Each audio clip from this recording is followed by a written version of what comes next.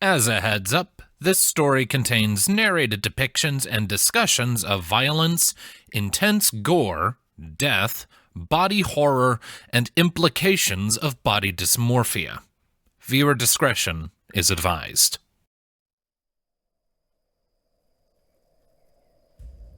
Tamara Langsley's lungs felt like they were going to burst any minute.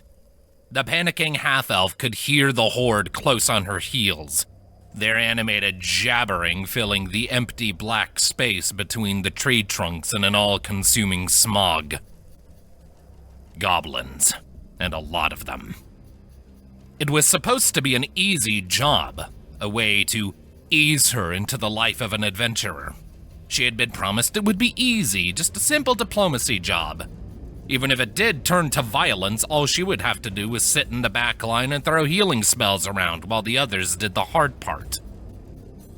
It had not been so simple when it turned out the goblin tribe was not only predisposed toward violence, but had a powerful warlock devoted to some aberration of the far realm as their shaman. The black streams of her magic had swiftly served to divide the group, and the aura of fear that had fallen over the battlefield had sent the normally coordinated party scattering in a wild frenzy. Looking back, Tamara realized that the fear that had infected her friends had been magically induced trickery. It was the only explanation for how quickly their ranks had broken. By all accounts, they were typically a very competent, if small-time group. But now they were scattered in the woods, and Tamara's fear was very, very real. An arrow thunked into a root right by her foot, eliciting a terrified squeal. She jumped and spun in place, clutching a hand of the holy symbol that dangled on a green-tinted chain around her slender neck. A prayer swiftly offered to her goddess saw a ball of resplendent golden light manifesting between her clenched fingers. It bristled with vine thorns and ivy leaves, ready to sunder the wicked. With a grunt, she cast the bolt of power into the darkness, and she heard a goblin shriek before falling eerily silent, eerily quickly. She felt the beginnings of a smile tugging at the corner of her lip. Maybe I can pull this off, she thought, slowing her retreat slightly. They had to split up to hunt us all down. If I can find a defensible position, I can... The overconfident train of thought was brought to an abrupt end by a heavy wooden club crashing against the back of her head. Combined with the momentum of her backward retreat, it sent a surge of agony through her skull and neck. The world pivoted beneath her, and she found herself sucking the forest floor. Gasping, she tried to stand, only for an unclean foot to stamp down on her neck, pinning her to the earth. The goblin the foot belonged to chattered at her in its guttural tongue, and she knew it was raising its weapon to strike again.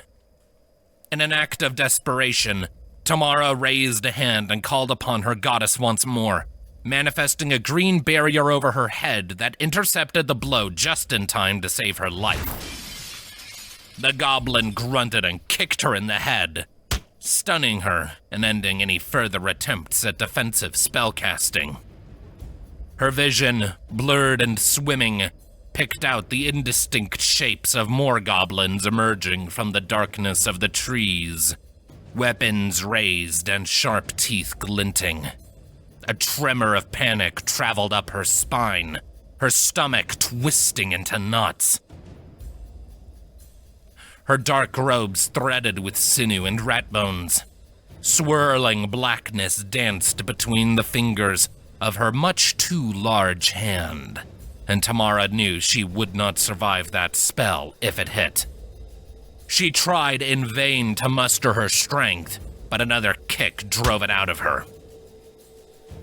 The shaman jabbered at her, but Tamara had no understanding of the language. She tried once more to call upon the light of her goddess, but nothing answered her this time. She was spent. If salvation was to be hers, it had to come from without. Please, she begged, squeezing her eyes shut. Someone, anyone, help me! The goblin warlock leveled her palm at Tamara, cackling in delight. The magic swirled, grew, and unknowable eyes peered carelessly through the bubbling black. Help me! A growl, distinct from that of the goblins, echoed through the small clearing. It was lower, deeper, and wet. The goblins stiffened, and Tamara opened her eyes. Her vision swam with the concussion now setting in, and her eyes refused to focus. But she could see that none of the goblins were paying her any attention now. Their eyes were fixated on something behind her. And then there was movement. Something enormous surged into Tamara's field of view, like a tidal wave of bloodied white fur, fangs, and claws. The goblin pinning her had only time to squawk in fear before claws an inch long each tore his throat from its place under his jaw. The others scattered from the sight in alarm, some raising their weapons, others firing arrows. The figure that had attacked them, a hunched biped, raised a hand. A green barrier akin to Tamara's own formed, and the arrows parted around it like a gentle summer's breeze. The warlock, snarling in rage, turned her palm to the attacking beast. But just as the eldritch blast left her fingers, it ended, dissipating in a burst of cyan light. The goblin staggered, cursing, staring at her palm in shock. She appeared to be in disbelief that any of her spells could be countered. And then the attacker was on the shaman. Tamara's heart momentarily lifted with hope, but as she saw the gruesome fate of her enemy, it fell once more with fear. The creature that attacked the goblin was not civilized. Its hunched form, matted fur, the fluffy tail wagging behind it as its jaws and claws rent flesh from bone made it clear. Tamara was looking upon a werewolf. A sickening crunch reverberated, and the lichen rose, blood dripping freely from its claws and soaking lips. As it rose, Tamara saw in even greater detail the horror that lay before her. It was no ordinary werewolf. Gaping holes had been torn into its rotted flesh, which hung loosely off its frame like a discarded sheet. Bones and muscle tissue dangled from these gaping holes like cobwebs, swaying and dripping with every movement. The goblins backed off, glancing among themselves in terror, unsure of what to do. Their shaman lay dead, and the wolf stood ready for more.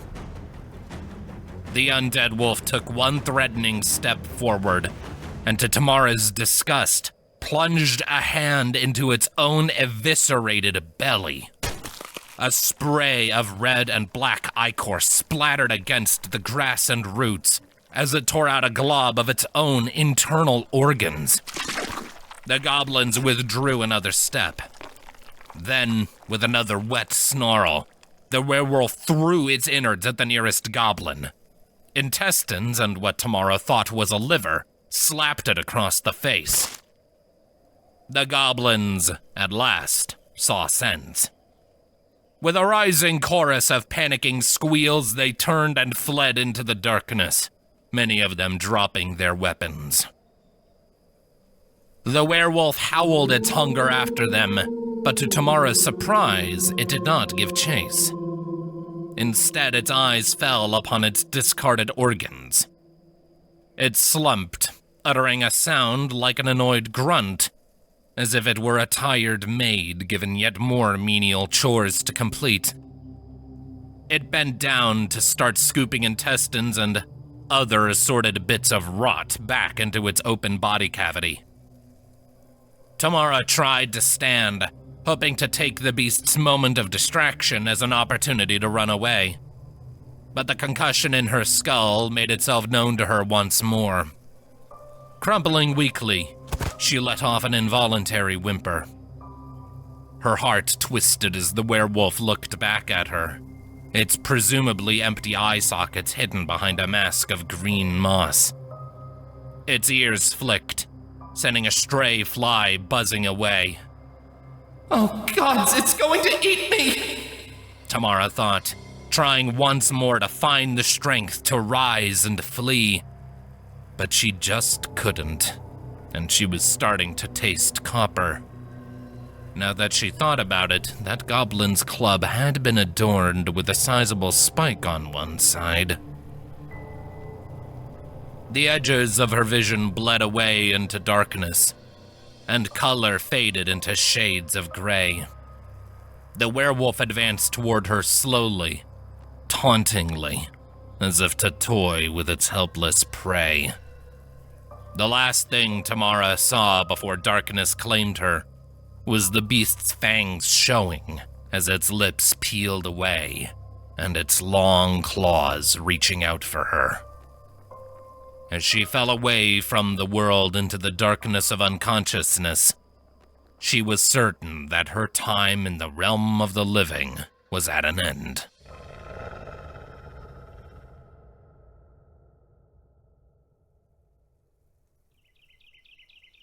Tamara woke to the sound of songbirds above her head, the rustling of leaves and the smell of fresh flowers. It reminded her of her time training in the temple gardens, learning to commune with nature and, through it, the will of her goddess. Suspecting she had passed in her slumber and arrived in the blessed forests that awaited her and her peers, she opened her eyes.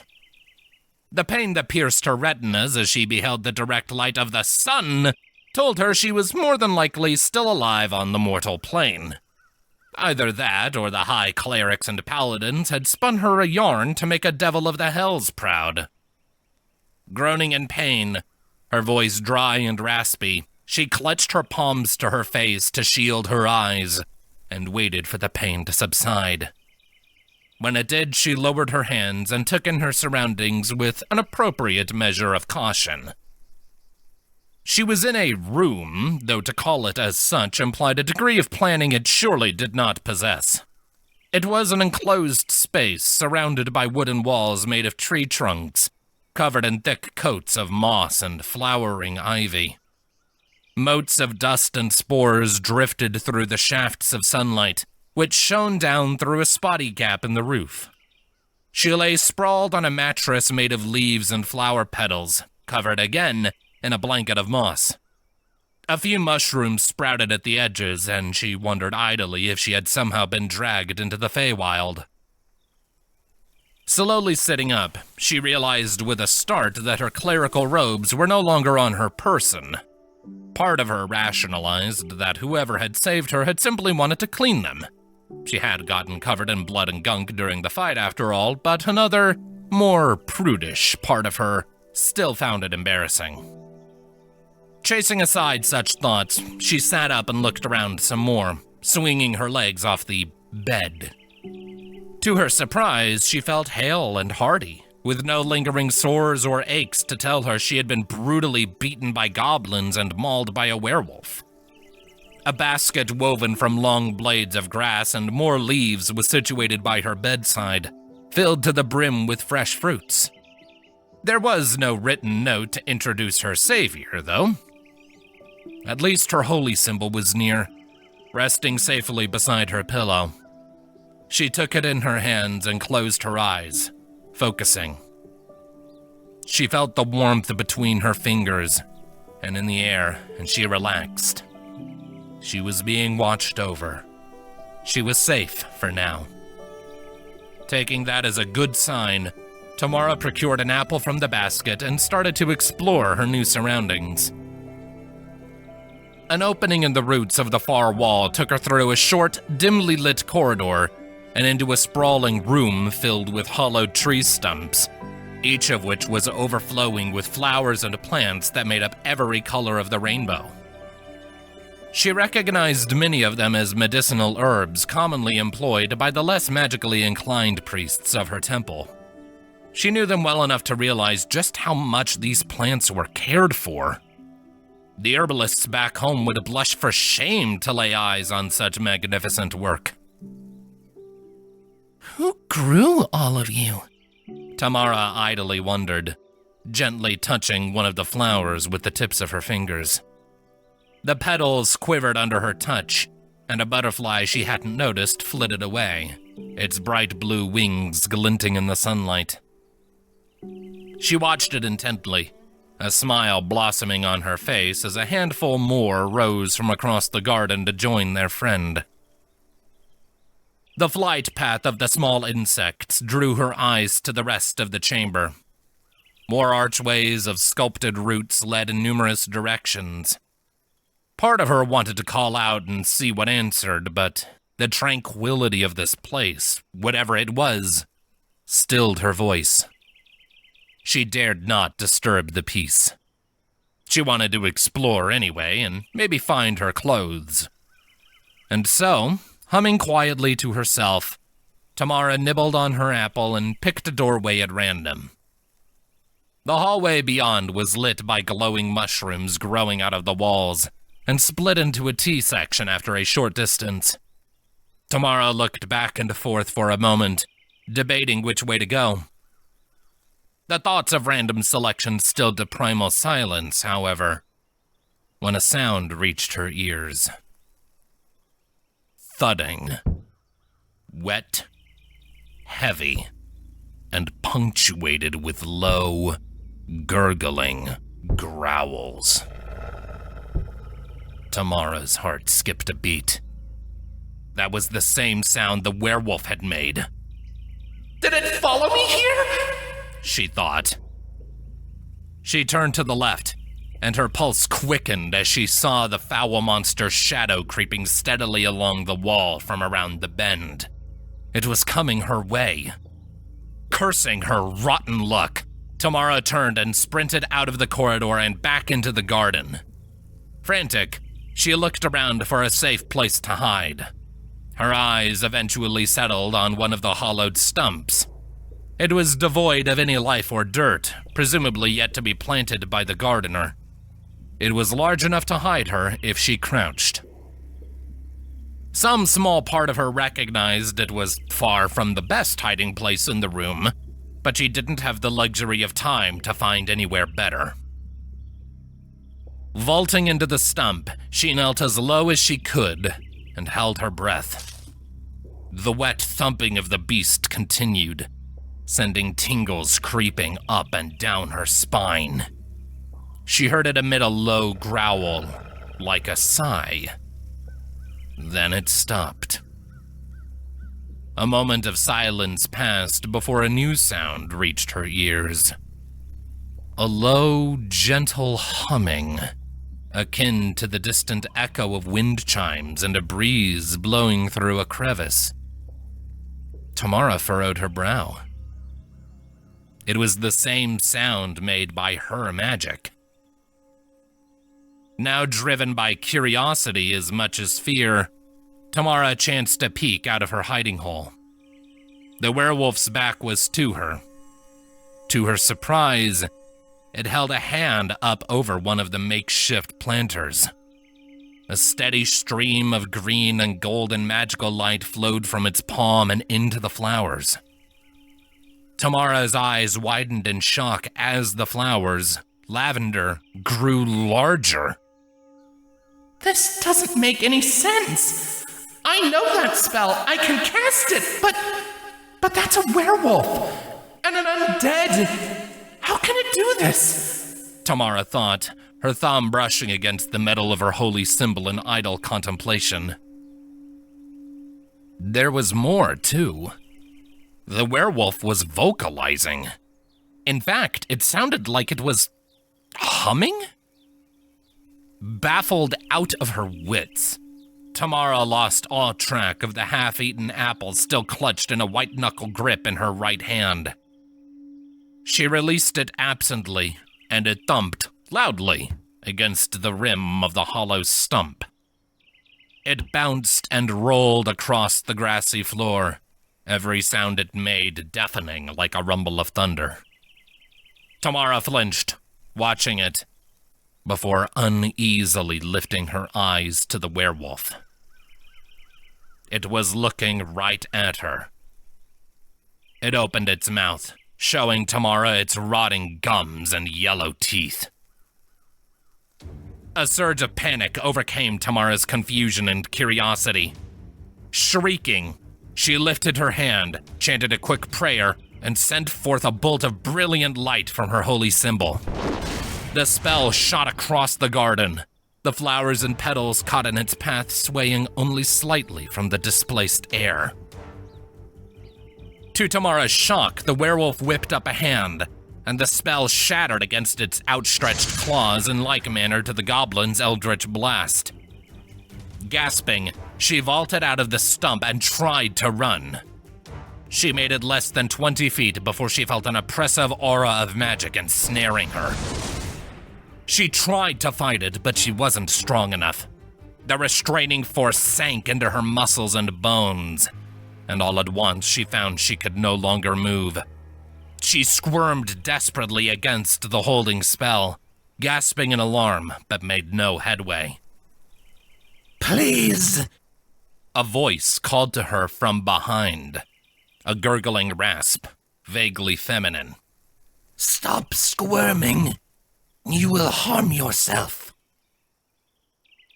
Tamara could still move her head at least, and looked back over her shoulder. The werewolf had raised its hand again, and a glow of yet more magic emanated from her outstretched palm. Release me at once! Tamara demanded, her panicking brain not yet able to make the obvious connections. The werewolf frowned and advanced slowly, keeping its free hand up and in view the entire way. When it spoke, its voice lowered in volume and intensity. I will release you if you promise not to attack me again. I have no wish to fight you, but I will not hesitate to defend myself if you should prove to be a threat to me and my home. Its words, no, her words, were somehow soothing to Tamara. She gave the beast another look and finally began to realize the impossible reality she was witnessing. The werewolf was speaking. This undead lycanthrope was speaking to her and using magic almost identical to her own. Tamara's fear faded enough for her to think clearly. Swallowing the lump in her throat, she gave the werewolf a more thorough examination. Now that she was actually looking, she realized the walking rot was adorned in the tattered remains of what could only be clerical robes. Most of the attire was gone now, affording Tamara a disquietingly good view of the decomposition that defined much of the werewolf's body. Her intestines, darkened gray, were clearly visible, as were several bones that had blackened with time. How are you doing this? Tamara questioned, looking for the lycan's eyes but finding only the mask of moss. This shouldn't be possible. The werewolf giggled. A question whose answer eludes me as surely as it eludes you. If you have any theories, I would love to hear them. But first I would have your word that you will not attack me again. Tamara licked her lips, then slowly nodded. All right. I promise I will not strike first. But if I feel threatened at all, the deal is off. I can hope for nothing more than that, the werewolf said. If it helps, my name is Lillian. Tamara had to fight the urge to question the idea that a zombie werewolf could have a name and reminded herself that whatever this Lillian was now, she must have once been a regular person. Tamara, she said, after a moment's hesitation. Lillian nodded, then lowered her hand. The holding spell ended, and Tamara slumped to her knees, her muscles aching. She hugged herself and looked fearfully up at Lillian, her heart beating faster as the werewolf approached. She walked on her knuckles, favoring one leg over the other. Maybe there was some rot underneath the ill-fitting skin and matted fur that left her hobbled? Whatever the case was, Lillian settled onto her haunches not far from Tamara and lifted her hand again. You must be hungry. Allow me. Tamara scowled. I can tend myself. Lillian flinched as if struck. Again, moving slowly, she reached a hand into the folds of her tattered clothes. Tamara heard a clink of chains, and she felt another wave of shock as the werewolf withdrew another holy symbol. Again, it was nearly identical to Tamara's, though the werewolf's was markedly older in design. Tamara blinked. What are you? Lillian closed her hand, and a soft blue glow shone between her fingers as she uttered a familiar incantation. When her hand opened, Tamara was again stunned to see the unmistakable sight of a bundle of good berries resting in Lillian's palm. The werewolf smiled. Please, take as many as you like. Be at ease. You have no enemies here. Tamara reluctantly took one of the berries. Uttering a quick incantation of her own, a golden light shone in her eyes, and the aura of magic around the berries was revealed. No signs of anything other than the berry itself. No poison, no signs of curses or tricks. Lillian's ears drooped, and she scooted back from Tamara. You are cautious. I do not blame you for not trusting me. What are you? Tamara asked, giving Lillian another look. Werewolves and undead, both of these I know, but both? And one capable of speech and magic besides? Her magic of all. Lillian huffed as if the question itself was enough to vex her. She lifted one of her hands and stared at it, curling the overlong fingers a few times. Tamara cringed when she heard the muscles groaning under the skin. I knew her magic long before the curses took me. Curses? Tamara echoed. Lillian nodded. The curse of the wolf, and shortly thereafter, the curse of undeath. Tamara blinked, opening her mouth to press the subject, but she stopped short. Lillian's ears drooped. Her tail, the only part of her still full with healthy-looking fur, fell limp to the grassy floor, and her shoulders sagged. Combined with her lack of breath, it almost appeared as if she had slumped dead where she sat. Tamara lifted her head slightly. Miss? Lillian jolted and shook herself, perking up. Sorry, your clothes. She excused swiftly before turning and pointing down the corridor she had come from. Your robes are drying. Take a left and follow the hall. Get dressed when you are able. This place is beautiful, but the walls don't do much to keep out the draft. Lillian stepped away a little too swiftly to be natural. Tamara watched the werewolf turn her back on her and approach one of the planter stumps, already channeling a flow of magic into the quivering flowers. She wanted to call out to her, but her tongue was stuck in her throat. Lillian had just made it clear the subject was not open to discussion, so she would not pry. Sullenly following the direction she had been given, she found a smaller room. At its center stood a pond of clear water fed by a small babbling stream that flowed in through a gap in the roots.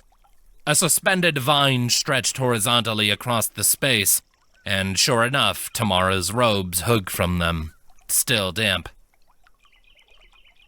Tamara stifled a small giggle when she saw that there were some very obvious and very ugly stitching seams along the back, where a small rip had been torn in her robes during the fight with the goblins.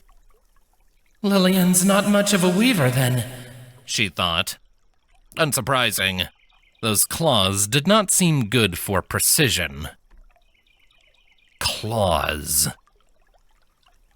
Tamara hesitated as she reached for her robes, biting her lip. It was still baffling her. How was it possible for an undead werewolf to wield the magic of her goddess? How was it possible for a zombie like that to retain its memory and mind? It didn't make any sense.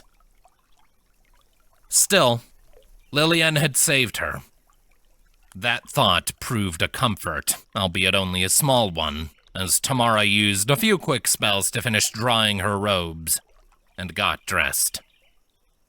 Lillian had covered several of the planters by the time Tamara returned. The flowers were brighter, bolder, bigger, and stood proud and stalwart. When the breeze came, they did not shake, they swayed. Lillian glanced at Tamara over her shoulders. "Oh, now that takes me back," she whispered, low enough that she must have thought Tamara couldn't hear. But she did. Questions upon questions. "So, what do you intend to do with me?" Tamara asked cautiously. "Am I free to go?" "I would never be a jailer to a sister," Lillian replied, finishing her spell and turning back to Tamara. "That said, I do not think it wise to leave this place alone. My home is a protected place, but the forest beyond these walls is dangerous, as you've experienced. And upon that note..." Tamara flinched back slightly as Lillian approached her. Again, the werewolf walked slowly, pawing across the floor on all fours. "Upon that note?" Tamara questioned, shifting back. Lillian stopped her advance, her ears drooping again. She looked off to one side and bit at the air as if to chastise a misbehaving pup, then sat on her haunches. "You are being chased by goblins. I would hear the story of what you did to anger them so." Tamara shifted. We were given the task by the people of the nearby city. The goblin tribe has been encroaching on farmland and creeping out of the forest as of late. The farmers were getting scared, and it was creating a bad reputation for the area, scaring off trade caravans passing through. We were asked to go in and make the goblins withdraw. By force, if needed. Lillian quirked a brow. "We?" "My brother, his friends, and I." Tamara furrowed her brow. "I didn't realize how quickly weapons would be drawn. I thought we would be talking to them." Lillian nodded gravely. "Outer powers left their mark on that shaman. She was not always so sadistic. But when her power swelled, what else was her flock to do but bow down in worship of their spiritual leader and her new god?" Tamara blinked. "You knew her?" "I knew of her," Lillian corrected. "and they knew of me." "How is it that I don't?" Tamara felt herself starting to relax the more she talked to the lycanthrope. "I have lived near these woods for nearly my entire life, yet I've never heard so much as a whisper of you." Lillian released a quiet, mirthless laugh. I make it a point to draw little attention to myself, and such is how I would have it remain. If the city sent you and your friends to deal with goblins, I dare not imagine what lengths they would go to if they learned of an abomination such as I. Tamara bit the inside of her cheek, unsure of how to respond to that. After a few moments, it was Lillian who broke the silence. Now, you said you joined your brother, yes? Can you show him to me? Tamara blinked. Huh? Lillian gestured vaguely in the air. Assuming your friends yet live, and I pray that they do, then I should be able to contact one of them and alert them to your good health. In numbers, your safe departure from this forest would be almost guaranteed. But I must first have a degree of familiarity with them if my spell is to work. Can you depict him to me? With an illusion, perhaps? Tamara bit her lip, considering her options, then gently shook her head. I am afraid I've never had cause to learn such a spell. Magics of deception are not generally our way. Lillian groaned weakly, a raspy sound that soon turned wet and grating as something dislodged in her throat. She held a hand to her esophagus, squeezed, and with a shiver-inducing pop, her voice returned to normal. That complicates things, she mumbled, her voice a touch rougher now than before. If you have a possession of his, could I persuade you to let me hold it tonight? I can meditate and pray upon it, and by her will I may be able to glean a vision of him. Tamara took another small step back. You assume I'm willing to remain here overnight, she pointed out. Lillian's lips lowered in a frown. I assume nothing, but I must impress upon you the danger you would face on your own beyond these walls. Can you not simply escort me out? Tamara asked. See me to the forest's edge. I can make my own way from there. Lillian sighed and shook her head. I did tell you that I wished to keep myself a secret, did I not? At the edge of the forest, the dangers to my own self would grow exponentially. Further, I am rotten. Many are the feral beasts that would be drawn to me by the stink of my decay. Far more than would be attracted by the rattle of a few armored boots. Opportunists and carry-on creatures that would make a fine feast out of us both. I would be a lure summoning forth an army chanting for our deaths, and I will not have my presence serve as the guillotine for one who yet lives. Tamara cringed, averting her gaze. As frustrating as it was to admit, Lillian had a point. She did stink, a fact Tamara had only been able to put from her mind as a result of how many other things were racing through her thoughts. I understand, she conceded. She worked her jaw up and down, hunting for more to say, but the words did not come. Lillian watched her, and a low canine whine emanated from somewhere deep in her throat. Listen to me, Tamara, she began gingerly. You have every right to distrust me. I am an abomination. Cursed. Dead. Rotting. But you've seen the magic worked by my hand. I do not know why the goddess has permitted me to retain her gifts, but she has.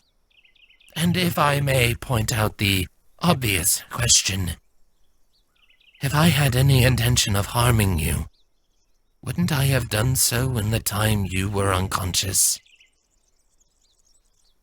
Tamara closed her eyes. Perhaps you might have.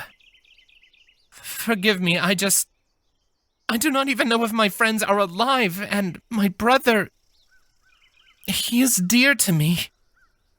What little of his I have is precious. I am not keen to part with it, even for a short while. Lillian hummed quietly. I understand. I will not force the issue. I will pray tonight regardless. With luck, she may bless me with a vision.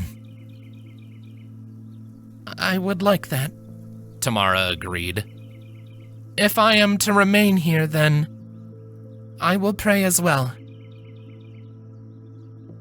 The two were quiet for a few more seconds. Lillian looked at Tamara and lifted a hand, opening her mouth to say something. Again, Tamara flinched away at the sight of her claws. Lillian frowned, then turned away. My presence unsettles you. Forgive me. I will leave you alone. Tamara blinked and reached a hand out after Lillian. Wait! She called, but it was too late. The undead had already left, bounding through a nearby doorway and vanishing deeper into the strange homestead of roots and vines. The silence that was left in the wake of Lillian's departure was deep, heavy, and oppressive. A tangle of guilt began to build in Tamara's gut, making her quiver. She clutched a hand to her symbol and took a deep breath. Grant me your blessings, I beseech you. She prayed within the privacy of her thoughts. Grant me the clarity, wisdom, and sight I need to understand. She would spend the rest of the day listening for a response.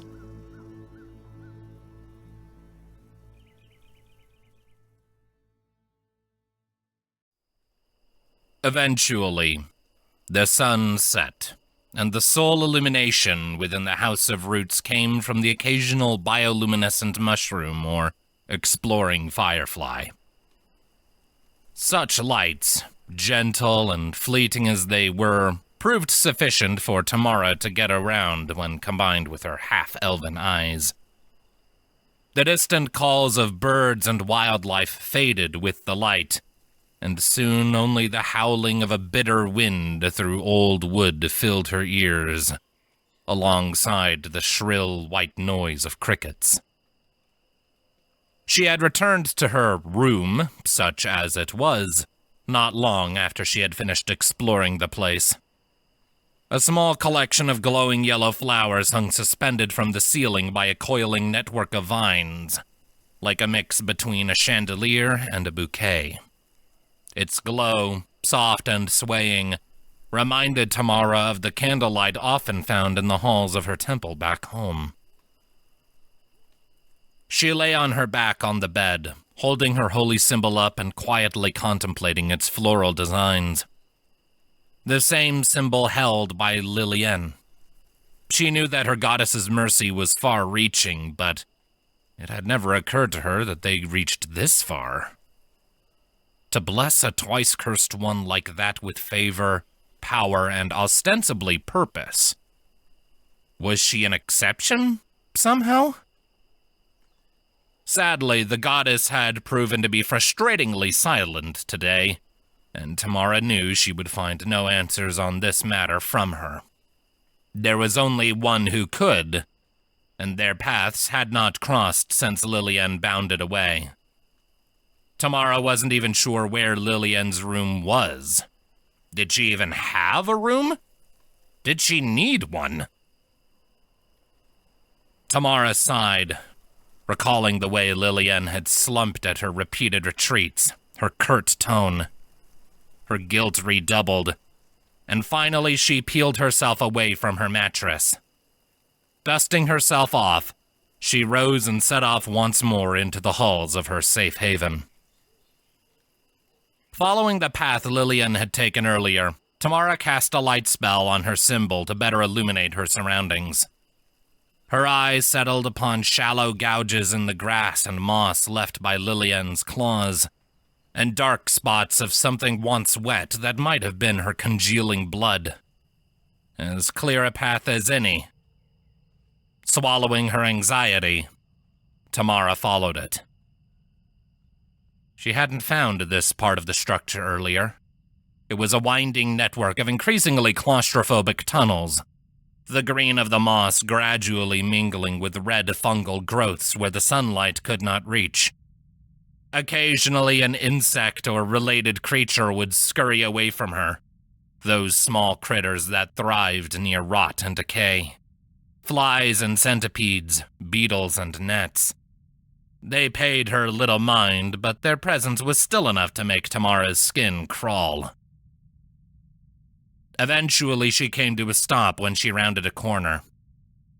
The corridor she had been following abruptly opened into a wider chamber, entirely consumed in the red growths, providing their illumination. An eerily still form knelt on its knees in the center of the room. Lillian. The werewolf made no indication that she had noticed Tamara's arrival. She made no indication she was even alive, for a given definition of the word. She did not breathe. She did not stir. A fly was perched on her ear. Tamara licked her suddenly dry lips. Lillian? She called quietly. The ear twitched, and the fly flew off, offended. The movement was small, but it was still enough to make Tamara jump and squeak in alarm, a hand flying up to her heart as it skipped a beat. Lillian turned her head to look at her over her shoulder, her eyes still concealed by her mask. Tamara? Is something wrong? She asked, her voice even raspier than before. Tamara tentatively took a step into the room. In a matter of speaking, yes, I thought you were dead. Lillian's lips curled up into a semblance of an amused grin. I am dead. No, not like that. Tamara clarified, her hand rising from her chest to her face as it started to turn red. I meant dead. You weren't moving, you weren't breathing, and I am not helping my case, am I? Lillian giggled, poking her throat a few times. When she spoke again, her voice came out clearer. I don't need to breathe, Tamara. It is, however, a requisite for speech. That is why I do it. But I suspect that my being dead is not what drew you to my room. What troubles you? Tamara opened her mouth, but the words stuck in her throat as she struggled to find a way to give voice to the myriad questions she had. She felt the tingle of her guilt all the more keenly, and a spark of shame that she couldn't even find the courage to ask the obvious. Maybe she just needed to break the ice. Have you had any luck with my brother? She asked, advancing a little further. Lillian looked ahead and nodded, her neck cracking. I have. You will be pleased to know that your friends are all alive and largely hale. Their wounded pride and fear for your life are their greatest pains. Tamara sighed in relief, her shoulders relaxing. She stepped forward until she was almost next to Lillian. Thank the goddess. She does many things, but her reach does not extend everywhere, Lillian replied, slowly touching a hand to her chest. 'Twas by their own wit and resources that they survived unharmed. Tamara tilted her head. There was a heaviness to Lillian's words that were screaming at her to dig deeper. Clamping her jaw, she circled around to sit in front of the werewolf, drawing her attention and a curious raise of her brow. Lillian, she began, but the words further choked in her throat. The werewolf tilted her head. That was not it either, was it? She asked. Tamara forced herself to release an exasperated sigh. It was one of my troubles, but not the one that drew me to you, no. She conceded, before looking down and taking a deep breath. The truth is, I wanted to tell you that I'm sorry for how I was acting earlier. You saved my life, and I answered that kindness with a scream, a spell, and even once your good intentions were made clear, a wall of distrust. I barely allowed you to explain anything to me, and that is not our way. I was afraid, I was confused, and I was wrong. Lillian stared at Tamara through her mask for several long moments, her tail swishing slowly behind her. She raised a hand to her throat and adjusted something with a shallow pop, and when she spoke again, her voice was once more a rasp. Thank you. I felt no grudge toward you, however. As I said, you had every right to distrust me. I am an abomination. Are you, though? Tamara countered. In form, maybe, but in soul? Her magic spills freely from your fingers, and she's answered your communion here. She spared you even after these curses, didn't she? Lillian's lip twitched down. It was not by her hand that my mind remains within these bones. Her only gift to me is the magic I already wielded in life. The rest... She trailed off, and Tamara began to realize that this was a rabbit hole that went far deeper than she had thought. What happened to you? She finally asked, gingerly lifting her hand toward Lillian's. The werewolf withdrew from her touch. No, please, don't. Many diseases sicken my rotting flesh. I do not wish for them to pass to you. Tamara withdrew her hand, but not her gaze. After a few seconds, Lillian lowered her head. You truly wish to know? She asked. I do, Tamara confirmed. I have been a horrible guest to you. I wish to make amends for that, and I want to know your story regardless. Lillian was quiet for a long moment. She nodded once, then again and stood, her bones creaking and popping. I haven't been the best host either, she conceded with a weak chuckle.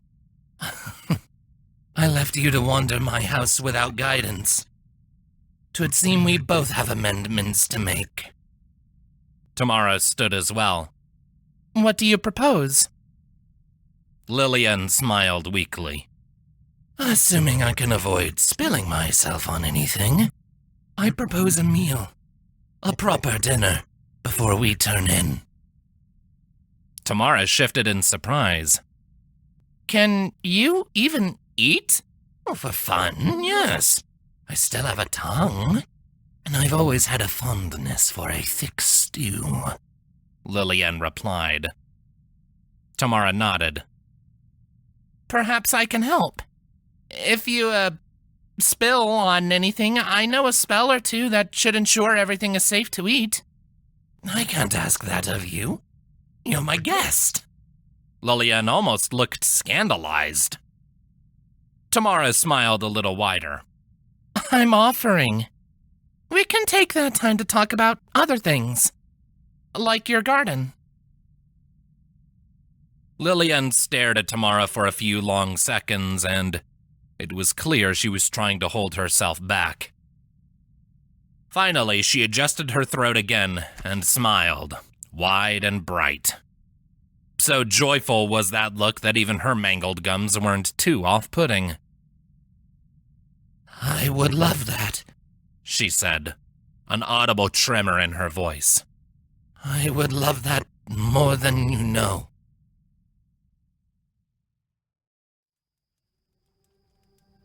Given the limited tools the two had at their disposal, there was a correspondingly limited number of meals they could prepare. But after a minimal period of debate, they had raised a small but pleasantly crackling fire pit in a largely unused portion of the sanctuary. Among Tamara's possessions was an old cooking pot, into which they put what ingredients they had on hand. A soup of potatoes, broccoli, and cabbage was the best they could put together. It was surreal to Tamara, to say the least, cooking a pot of soup alongside a rotting carcass. But as they worked, throwing in ingredients and discussing portions and how long to boil, Lillian gradually came more and more alive, so to speak. Her movement, while still stiff and deliberate, took on a visible bounce, and her voice rose in energy and volume. More than once, Tamara caught the werewolf's tail wagging faster and faster. Even if Lillian had not been born with that appendage, she made expert use of it. As they cooked, they spoke about this and that. As Tamara had suggested, the garden. Lillian had been only too happy to oblige, speaking at length about the processes she went through to tend her collection of flowers and herbs. If you can believe it, the first flowers I planted were ones I just dug up out of the earth with my bare hands, she explained, cupping her palms up with a sheepish grin. And replanted them here in the stumps I had hollowed. Tamara's nose wrinkled. That sounds like it was awkward. Lillian chuckled, shaking her head as she carefully deposited a few chopped herbs into a boiling pot.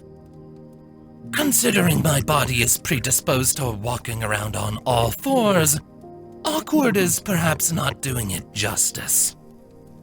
Tamara, despite it all, felt a small smirk playing across her lips. Then what about comical? She suggested playfully. Lillian gave her a look, made a show of thinking about it, then pointed a clawed finger at Tamara. Comical, she conceded. She then stood as upright as her frame would allow and walked a wobbling circle around the fire pit, her hands held in front of her, making a show of her bad balance and many near falls. Tamara laughed, politely hiding her lips behind her hand. You look like a penguin waddling around like that, she said. Lillian paused and tilted her head. What is a penguin? Tamara blinked. Well, they're this type of flightless water bird from the northernmost parts of the world. A circus passed through town when I was a child that had a bunch of them as part of the troupe, performing at the behest of a former druid in exchange for fish and back rubs. Lillian tilted her head further. And they look silly? She asked. Tamara, her smirk growing, stood up tall and stiff, clamping her hands rigidly to her sides like a cadet standing at attention.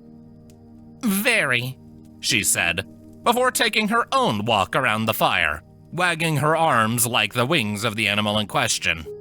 They walk around like this. It was Lillian's turn to laugh, sitting back down by the fire. You are making that up. No bird would waddle like that. Tamara sat not far away. I assure you, I am not. The two laughed again, though Lillian's merriment devolved into a string of wet, gurgling coughs as something came out of alignment in her esophagus.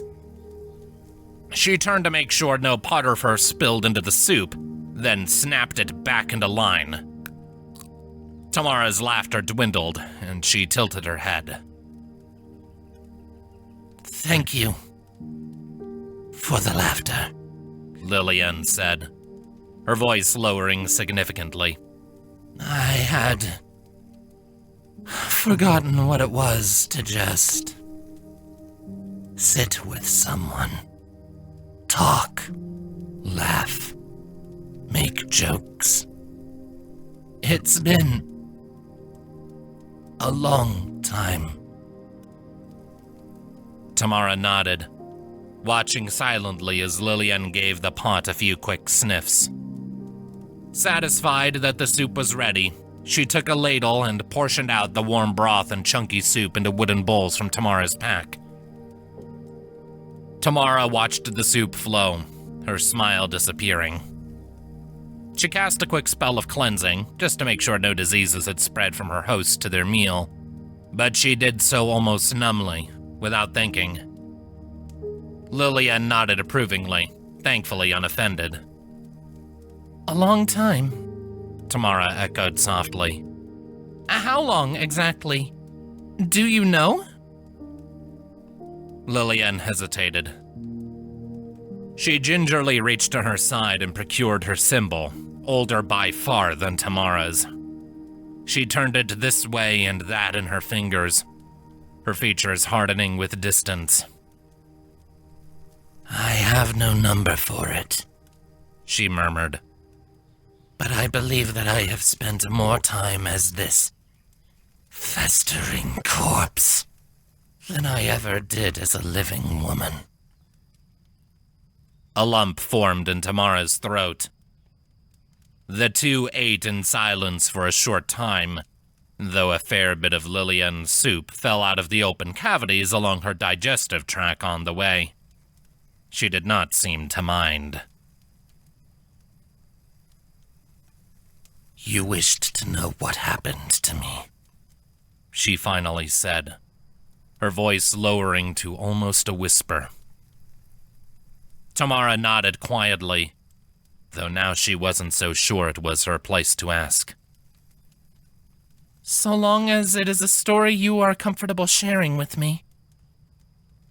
You have made me laugh, Lillian replied, a tiny smile ghosting briefly across her lips before vanishing once more. You have made me feel alive again, for want of a better word. I have yet to tell anyone. Maybe, if someone knows, then someone can help me. Tamara hesitated only for a moment. She shifted in place, giving Lillian her complete and undivided attention. I am listening. Lillian was quiet for several seconds, fidgeting anxiously with the symbol in her fingers. Finally, she sighed and bowed her head low. I was only a girl when it all began. Barely an adult and still early in my training. A small town was my home. Clarewood. I presume it no longer exists. Tamara shrugged. It's not a name I have heard, at least. Lillian hummed quietly. Well, regardless, it was my home. At the edge of this forest. We were few, and the only other cleric was my teacher. We were a small and peaceful community. Nothing important happened there. And it's for that reason that no one cared to defend us, leaving us vulnerable for those who needed our flesh. Namely, a pack of moon-cursed werewolves, Tamara murmured. Lillian nodded in confirmation. Werewolves. I know not who cursed them or for how long the bloodlust lingered in their veins, but it matters little. They saw us, weak and pitiful, and nearly defenseless. We were little more than prey to them. Quivering animals to be pounced upon and eviscerated to satisfy their compulsions. Lillian held her symbol closer to her chest, to where her heart once beat. Master was our first and best defense. When the beasts came, he bid me hide in the chapel while he stepped forth to confront the monsters and end the threat they posed to the town. And he failed? Tamara guessed, already imagining where the story was headed. No, actually. Lillian corrected, surprising her. He bested them. Every last one of the fell creatures either died or fled. But not all at once. She paused, visibly shuddering at the memory. One of them sniffed me out while Master was busy. Pounced upon me. I tried to defend myself. Tamara watched, a pit forming in her stomach, as Lillian raised her left arm, visibly more mangled at the wrist than the other. Oh, gods, she whispered. Its fangs found me, broke my flesh. The Master came to my rescue and slew the abomination. It took the last of his strength. He had been grievously wounded in the battle.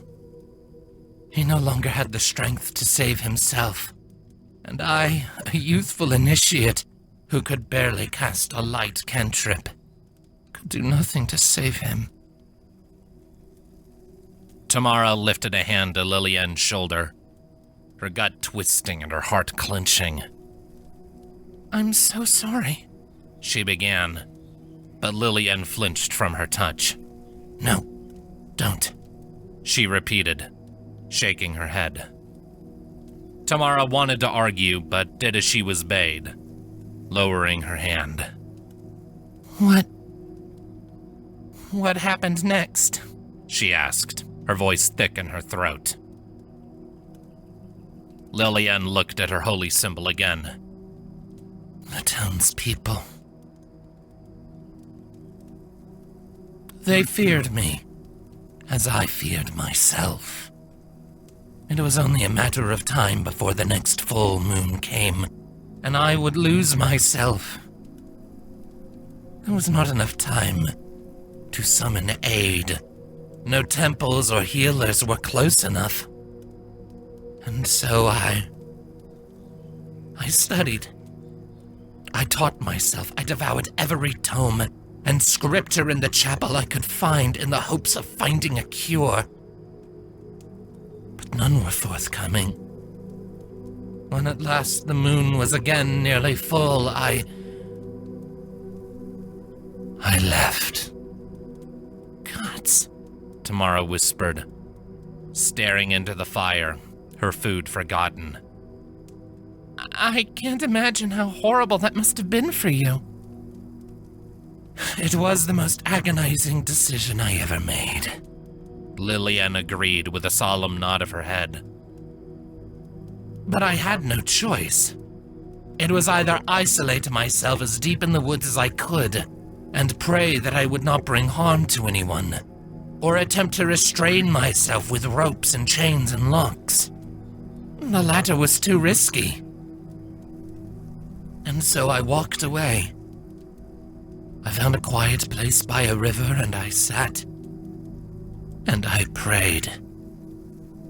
And did she answer? Tamara ventured quietly. Lillian's ears flattened back. No. The moon did. She lamented.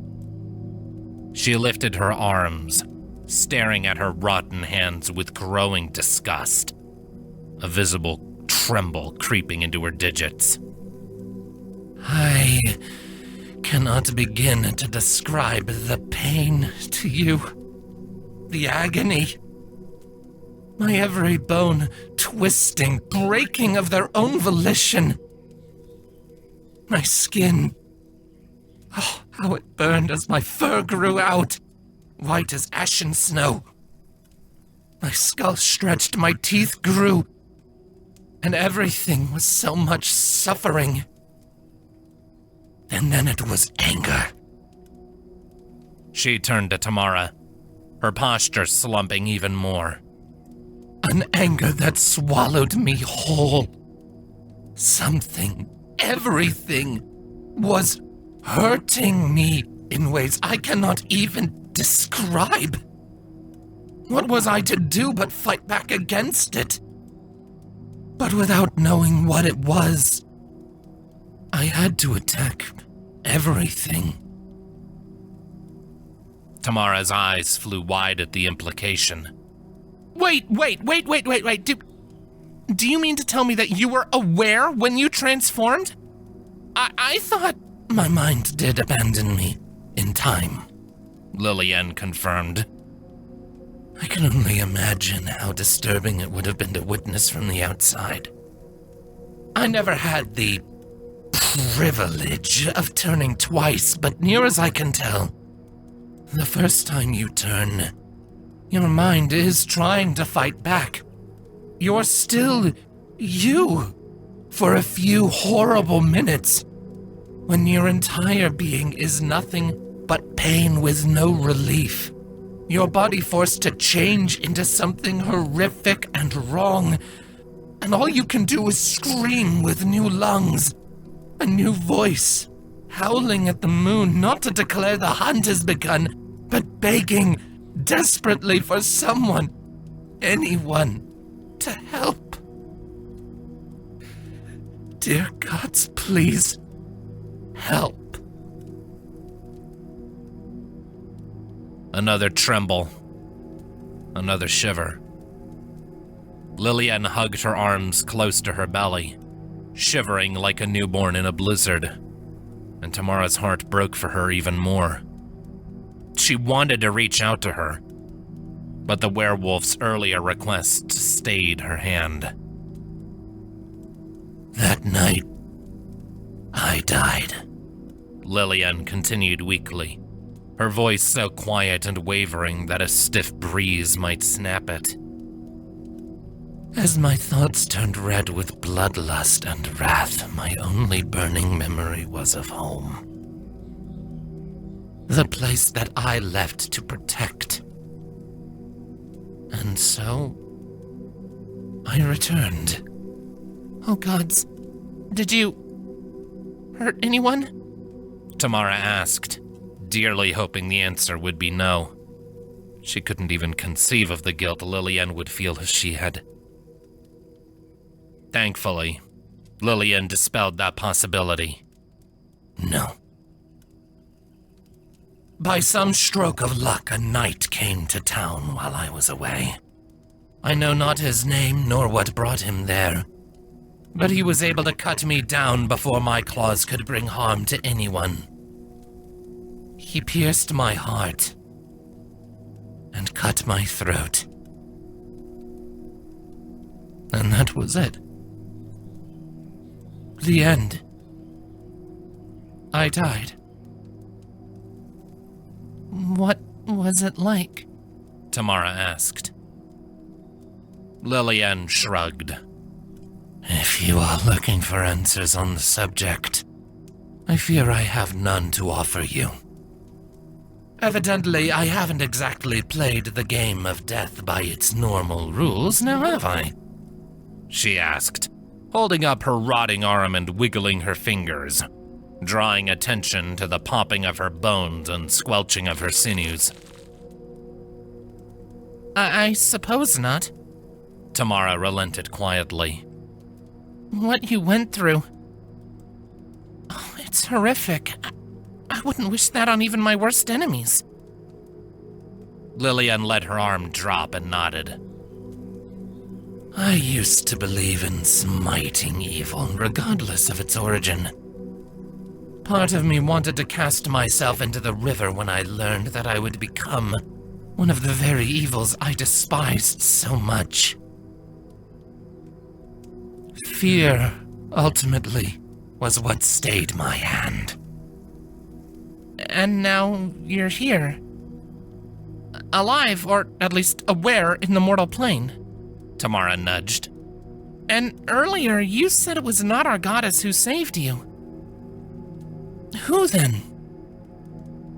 Lillian hung her head.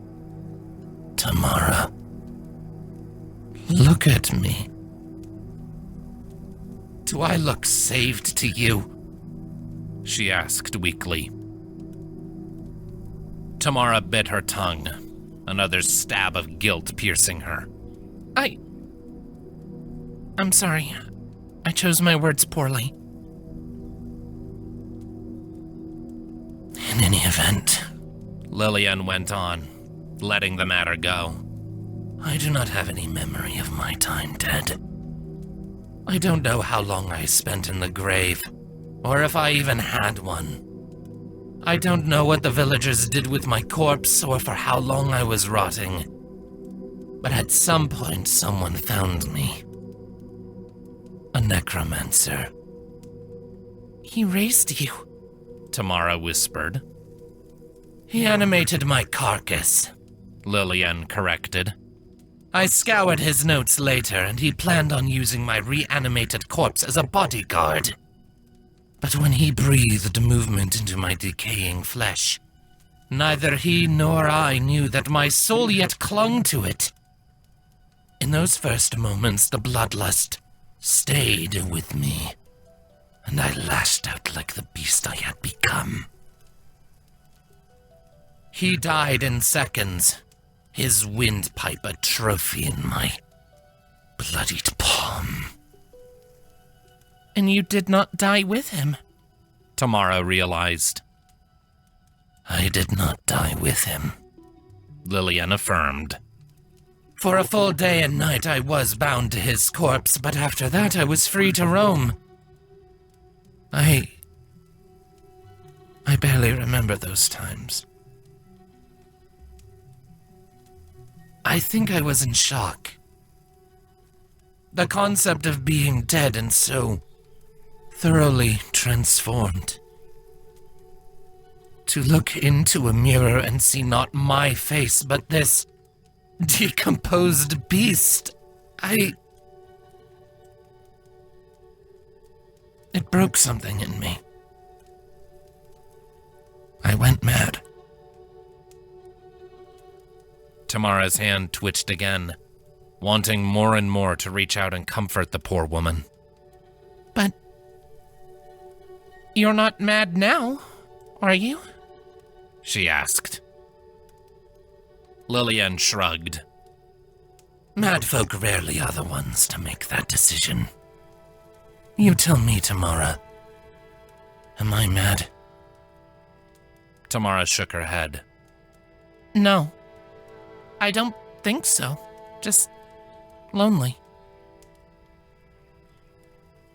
Lillian went stiff and silent for several long seconds, her breath stilling entirely. The unsettling, death-like stillness made Tamara's heart quicken in her chest, before the werewolf shivered and looked into the fire. Eventually, I scoured the necromancer's lair and found my old belongings discarded in a corner. And I found this, she said, holding up her symbol. The symbol of my humanity, given to me by my master. It grounded me, I think. And when I went to work the magic he had long ago taught me, it worked. I created a light in the darkness, and I think it chased the madness from me. And such is how it has been ever since. Just me, my symbol, and the long silent hope it gives me. Lillian put down her symbol and heaved a sigh. And that is the story of the Wildrotten one. My story. Tamara swallowed heavily. Thank you for telling me, she whispered, though it hardly felt like enough. She wanted to say so much more, but no words were forthcoming. What could one say to such a tragedy? I'm so sorry for you was far from enough. Lillian shook her head. No. Thank you for listening. It's been so long since anyone has been here. And even longer since they heard me, talked to me, laughed with me, and it... Tamara's eyes widened when Lillian held a hand to her face, to her mask, and sniffled.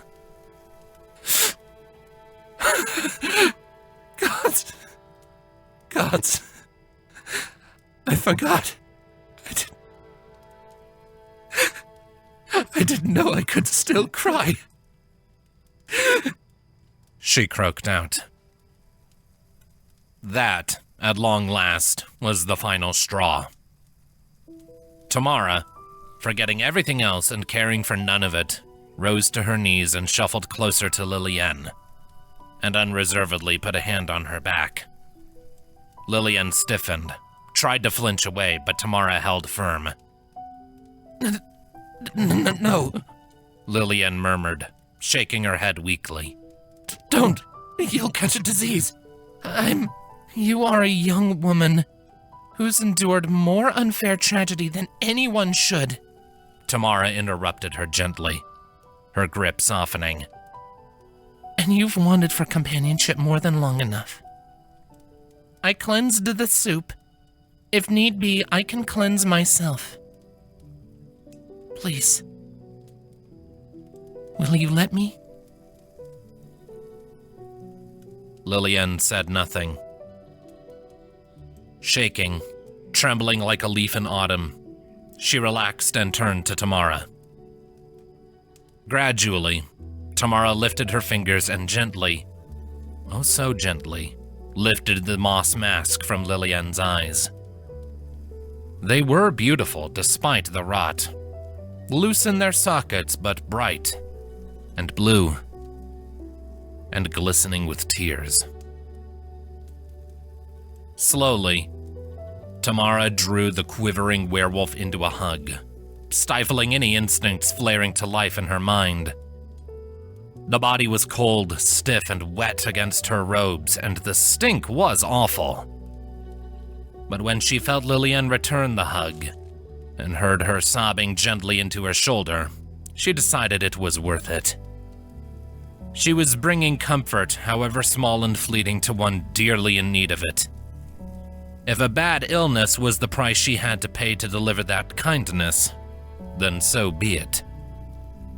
To leave Lillian without this comfort would be a far worse sickness. You're not alone anymore, she whispered.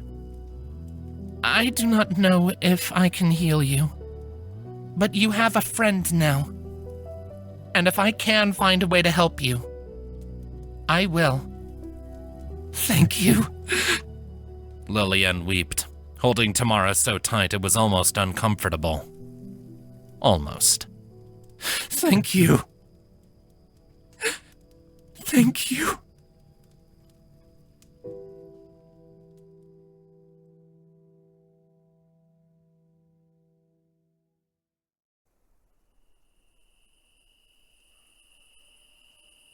Tamara didn't sleep well that night. There were too many thoughts rampaging through her mind, distracting her every time she closed her eyes. Now that she knew Lillian's story, she couldn't stop herself from speculating as to what forces of magic could possibly have enabled her condition. Conventional wisdom held that the soul departed the body at time of death. Whether it lingered in the material plane as a ghost or departed to one of the other realms to receive a deserved afterlife was more of a coin flip, but it was nonetheless the norm. Lillian stood in stark contrast and unwitting defiance of both norms. Even the gods were seldom able to bend the rules of this cosmic function. So for Lillian to even exist, there was either something incredibly special about her soul, or some powerful force, divine or otherwise, had it out for her. Tamara wasn't sure which scenario was worse from her perspective. Not that it mattered, though. Lillian needed help, and if it was at all within her power to give it, then Tamara felt it was her duty to do so. Who else would? When the sun rose again, she retrieved her robes, which she had been sure to cleanse with magic before turning in. Lillian was up and waiting for her already, a fresh bowl of leftover soup topped with good berries cradled in her palm. She smiled as Tamara approached and set the bowl down on a twisting root. Your friends are on their way. Tamara smiled, casting a quick cleansing spell on the bowl before taking it up in her hands. Thank you, she said. She took a quick sip, then quirked her brow at Lillian. How much did you tell them? Lillian slumped. My spell does not communicate any visual information, and I had only so many words to tell them of your location and health. They know only that I helped you, and they know my name. Beyond that, they know nothing, and I fear that my distinct voice may have raised concerns amongst them. Which one did you talk to? Tamara asked. Your brother. Tamara winced. He can be a bit overprotective. It's why he made me wait so long to join him. He didn't want to see his darling sister getting hurt. Lillian smirked. Forgive me for saying so, but perhaps he was on to something there, given how your encounter with the goblins went. Tamara planted a hand on her hip and thrust her nose toward the roof with an impotent huff.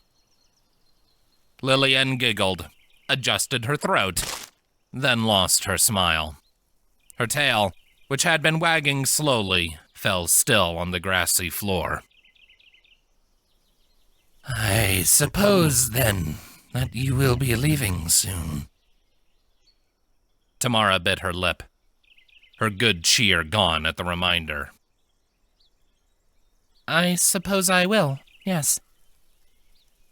Lillian lowered her head. Your friends are not likely to react well if I'm in view when they arrive.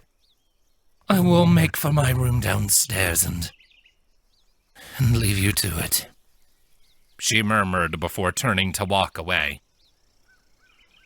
Tamara reached a hand out before she could stop herself, though she was able to stop just shy of touching Lillian's shoulder. Lily, wait. Lillian stopped, her ears perking up. She slowly turned back to Tamara, her brow raised. Lily? She echoed dubiously. Tamara's face turned bright red with embarrassment, and she looked away. I'm sorry, was that not okay? She asked. Lillian grinned and shrugged. It's fine. I'm just not accustomed to hearing a shorthand version of my name. I haven't heard anyone call me that since before I died. If you wish to call me Lily, you may. Tamara sighed, coughed awkwardly into her fist, and then focused on the werewolf again. Right. Anyway, I actually had an idea about that. About my friends and you, I mean. Lillian hummed, turning to face Tamara fully. What do you have in mind?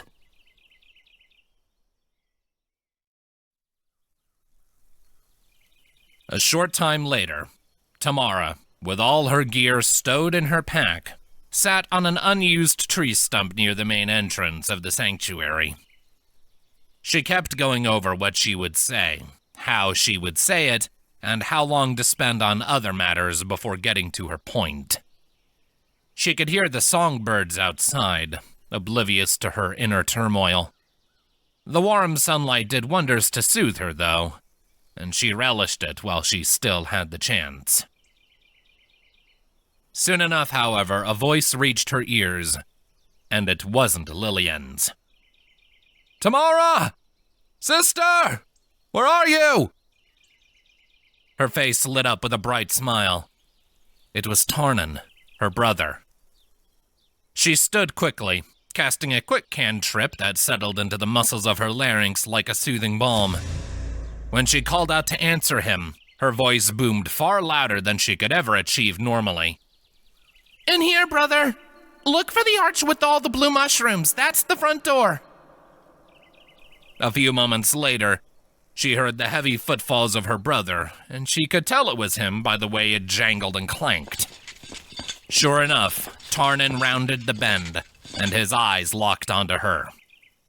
He beamed, throwing aside decorum or any hint of subtlety as he bum-rushed his sister and scooped her into a tight, bone-crushing hug. "Tama!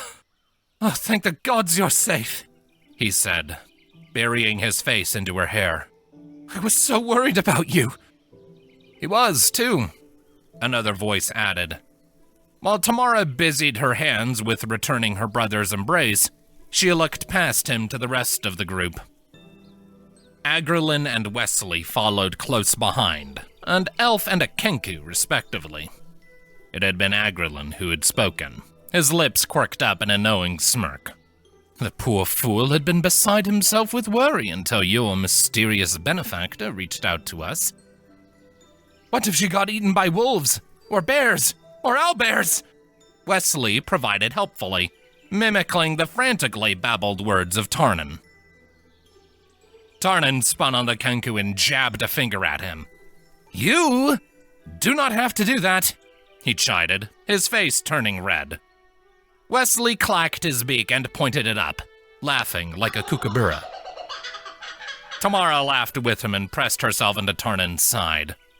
"Aw, you didn't need to be that worried about me," she teased him. "But it's sweet that you were." Tarnan's face turned a few shades redder. He coughed into his hand awkwardly. "Right. Yes, well, you are all right, aren't you?" he questioned, changing the subject away from his dramatic tendencies. "No injuries or anything?" Tamara shook her head. No. Lily took care of that. I am right as rain." "Lily?" Tarnan frowned. "I take it that's the name of the old woman who contacted me with magic last night?" Tamara shifted. "Old?" "Well, judging by the rasp, she's either that or a serial razorweed smoker," Tarnan explained. Then he narrowed his eyes. "Why? Is she not? And where is she, anyway?" Agrelin furthered, casting his eyes about curiously. "I'd have figured she'd be present to explain matters to us." Tamara swallowed heavily. Time to make her move. "Well, that's the thing. Lillian's a good woman, but her appearance can, let's just say it can be distressing. We decided it would be best if I met with you all first to explain before you met her." Tarnan's expression darkened with suspicion. "Explain what?" he asked. Tamara bat him on the chest.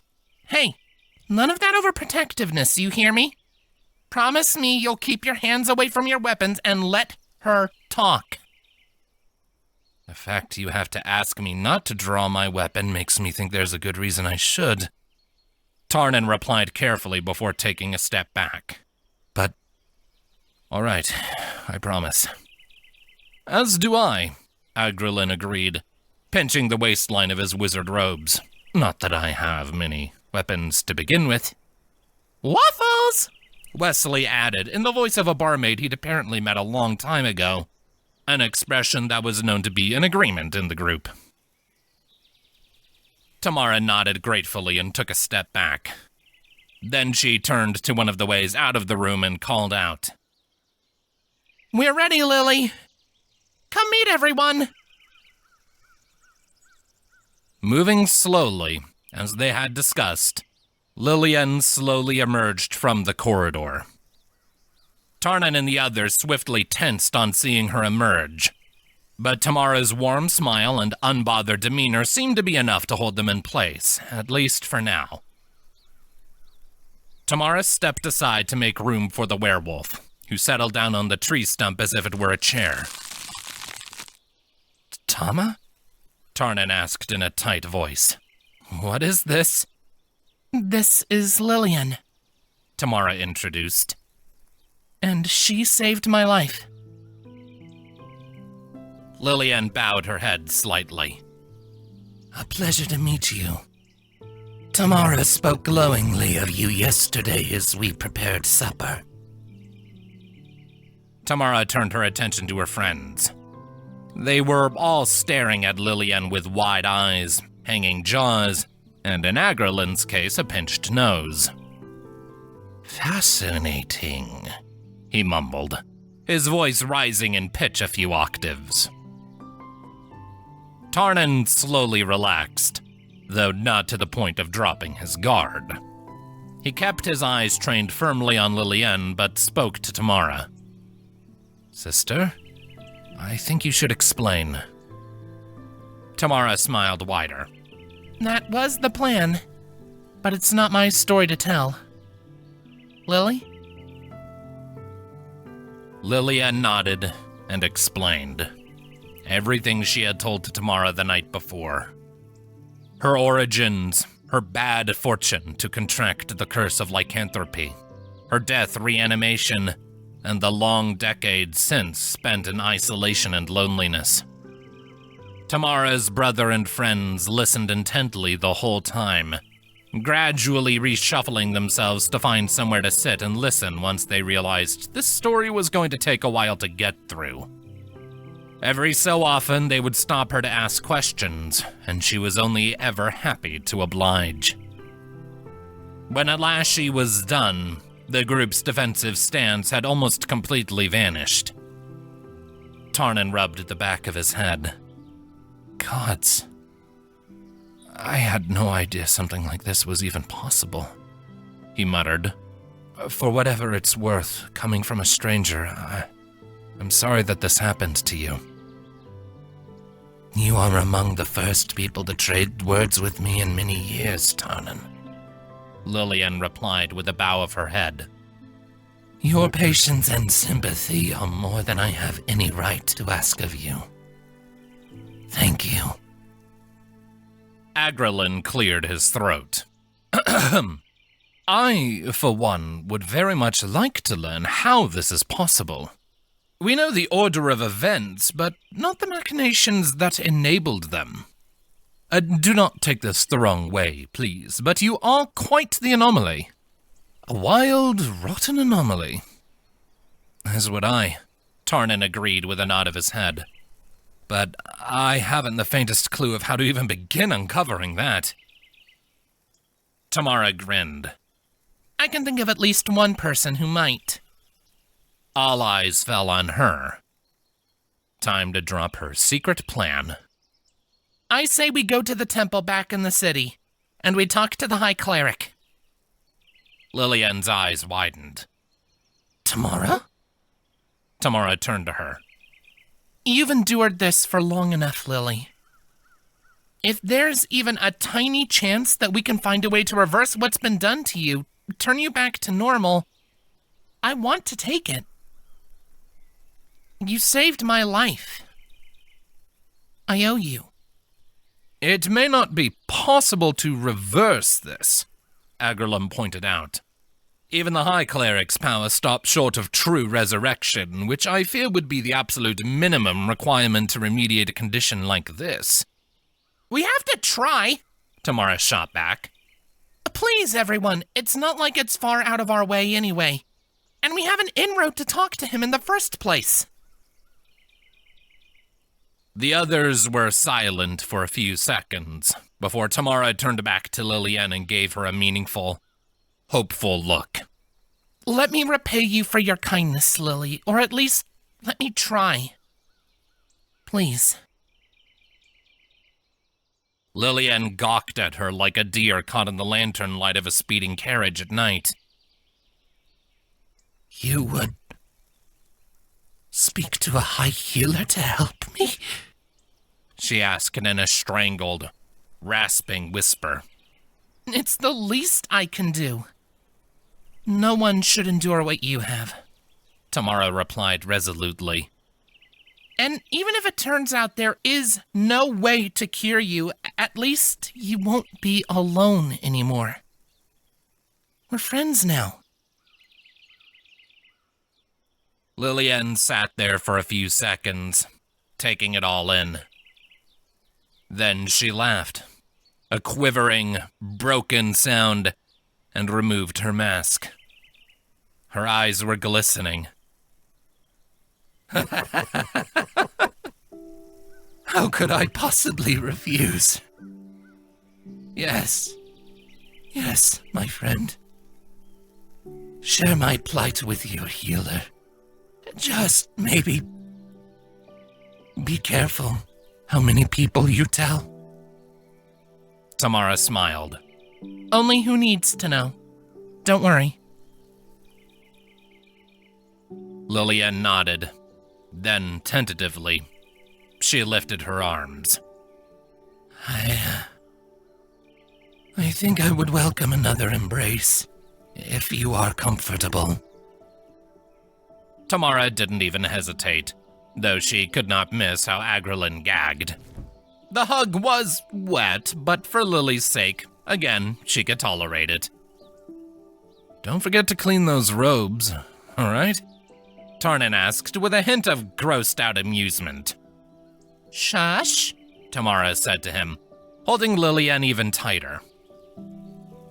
After a few seconds, the werewolf released a tiny laugh and whispered in Tamara's ear. You know, it's funny. You say to me that you wish to find a healer and restore me to life. But over the last 24 hours, you have shared a meal with me, been a friend to me, helped me rediscover the comfort of a hug, and enjoyed the warmth of a fire with me. And now, for the first time since I died, I feel like I have a hope. She pulled back and gave Tamara the biggest smile her rotting face could muster. Whether or not they could find a cure for the lichen didn't matter to her anymore. Not for that moment. And even if they could, it would be a long time coming. For now, there was only one thing left for her to say. A wild, rotten corpse I may be, but I have never felt more alive.